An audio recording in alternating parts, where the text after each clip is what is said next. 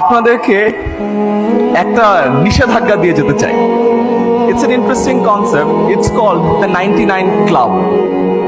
একবার এক রাজা ছিলেন, তার রাজ্যে সবকিছু আছে, বাট তিনি শাও কেন যেন একটু অসুখী ছিলেন।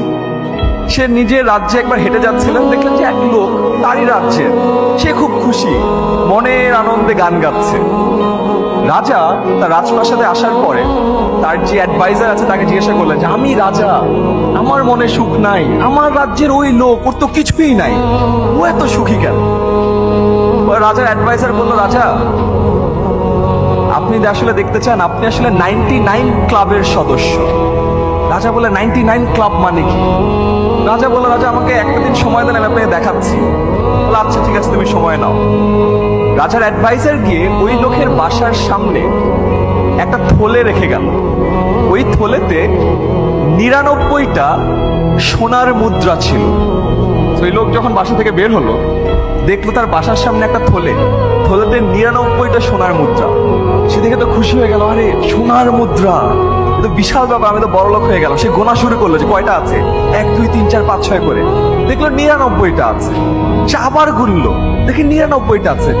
সে চিন্তা করলো 99টা তো থাকার কথা না, থাকলে 100টা থাকবে, 99টা কেন আছে? তারপর সে এইটা নিয়ে চিন্তা করতে লাগলো, আর একটা কে নিয়ে গেল, কার কাছে ওই একটা আছে, কেউ কি আমার এই সোনার মুদ্রা চুরি করেছে? তারপর সে বাসায় খুব গোমরা মুখ, সে তার ফ্যামিলিকে আর সময় দেয় না, সে আর গান গায় না, চারদিক খুঁজে বেড়াচ্ছে যে তার ওই একটা সোনার মুদ্রা কে নিয়ে গেছে। সে যখন কোনোভাবে খুঁজে পাচ্ছে না, সে আরো কাজ করা শুরু করলো, সারা দিন রাত কাজ করে। কেন? কারণ সে কাজ করে আর একটা সোনার মুদ্রা কালেক্ট করতে চায়, যেন তার 100টা সোনার মুদ্রা হয়। খেয়াল করে দেখেছেন? তারপরে রাজা যখন ওই লোকের সামনে দিয়ে গেল, দেখা গেল ওই লোক আর খুশি না, ওই লোকও সারাদিন মাথার চুল ছিঁড়তেছে আর দূরে দূরে বেড়াচ্ছে। রাজা তখন অ্যাডভাইজারকে বলল, বাবা তুমি কি করছো? তখন রাজা বলল যে রাজা, আমিও আপনার এই ভৃত্যকে আপনার ক্লাবে জয়েন করিয়ে দিয়েছি। আপনার যেমন সব আছে, তাও আপনি এমন একটা জিনিস খুঁজেন যে জিনিসটা আসলে কোথাও পাওয়া যাবে না।